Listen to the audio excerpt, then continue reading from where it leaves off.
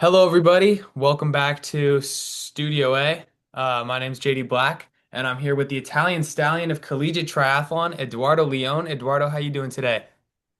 Good, thank you very much. How about you? Thank you for having me, JD. I'm happy to have you, Edo. It's great to see your face. So this past weekend, let's jump right into things. Well, first of all, Edo is a triathlete, and triathlon is any race that consists of swim, bike, and run.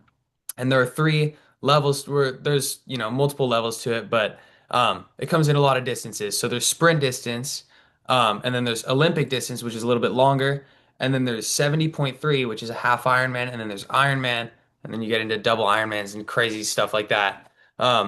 But Eduardo is a fantastic athlete at least the first three. We haven't explored the others yet. And most recently, you completed the 70.3 at Indian Wells. Can you tell me a little bit about that race? This was my second 70.3 or half Ironman. Yeah, that's me at the finish line. So before this weekend, I actually was not great at 70.3s because my first one didn't go too well. I did my first one in Oceanside near San Diego in April. And it was the weekend after Collegiate Nationals last year. So I got to the race kind of tired, didn't really have anything left um, in the legs. But this weekend went well. I had a good block of training, a little bit of a sickness towards the end, but I kept the sickness at bay, so that was good. And I got the race day as healthy as I could be. And I had a solid swim by my standards.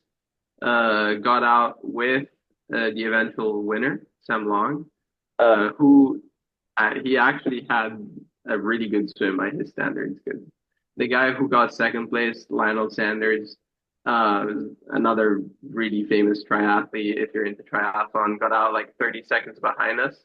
So they were gone at the start of the bike. And I kind of just settled into my own pace. I had a good bike split, averaged over the course of just a little more than 2 hours. It's 56 miles on the bike. I averaged 26 and a half miles an hour. I could have been a little bit more aggressive on the bike, which is a takeaway for next time, taking more risks. I decided to save some legs for the run, definitely. And I think it paid off though, because I ran well, except for the last 2 miles where I was kind of in no man's land. Even though towards the end I did get passed by one guy, but he was going very fast. I think he would have passed me even if I had stayed on base. I ended up running a 1:15 half marathon, which is a 2 minute improvement compared to Oceanside. Would you say that most of your improvement came between the two races? Do you think it came mostly from training or from nutrition during the race, or were there certain factors that you changed this time that made it better? I think it was just having a dedicated block of training for 70.3. So I was doing specific half marathon work with longer workouts. Most of my runs, even my workouts with warm up and cool down, ended up being around 10, 11 miles. And then I was consistent long rides every weekend, whether when I'm preparing for draft legal events, I focus a little less on the bike. So maybe some weekends I won't do a full 3 to 4 hour long ride with intensity, but I'll do something a little shorter to um, stay fresher for the other two disciplines. So I think it's the dedicated block of training is definitely the biggest factor. Um, and I think nutrition, I definitely did a better job this time around knowing um, the things that I had to do in Oceanside. I cramped really badly at the end of the run, or actually the whole second half of the run because I definitely didn't take enough liquids in and electrolytes, and I was careful about that this time. Uh, I actually ate a lot on the bike. which I was pleased with. I had 380 grams of carbs, all in drink mix, form of drink mix from Blank's Nutrition.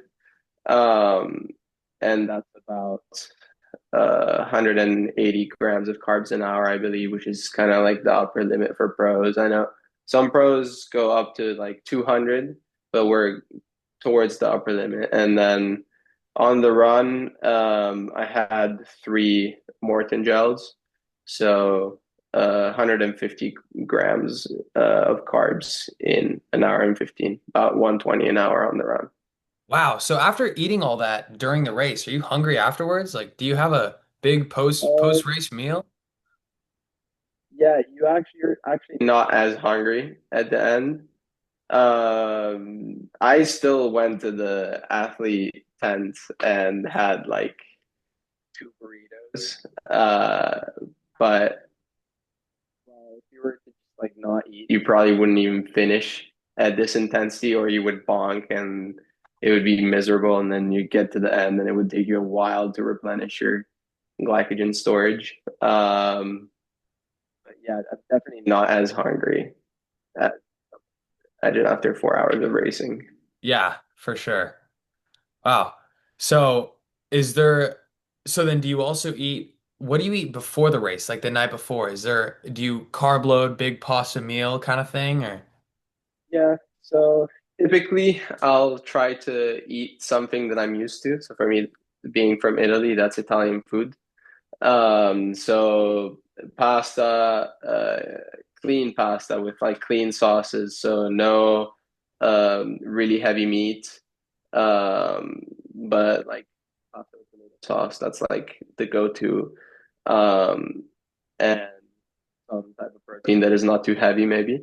And this time, I was at the race with friends who also race collegiate triathlon, and we opted for an Italian restaurant in the area, and I think I had a cheese pizza, which is that technically not the best choice because pizza really makes you thirsty, like, or at least for me, it really makes me thirsty like at night.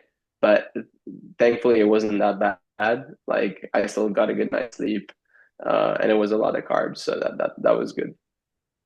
Well, that's great. Thank you so much for joining me today, Edo. That's all the time we have. So thank you very much. Yeah, thank you for having me.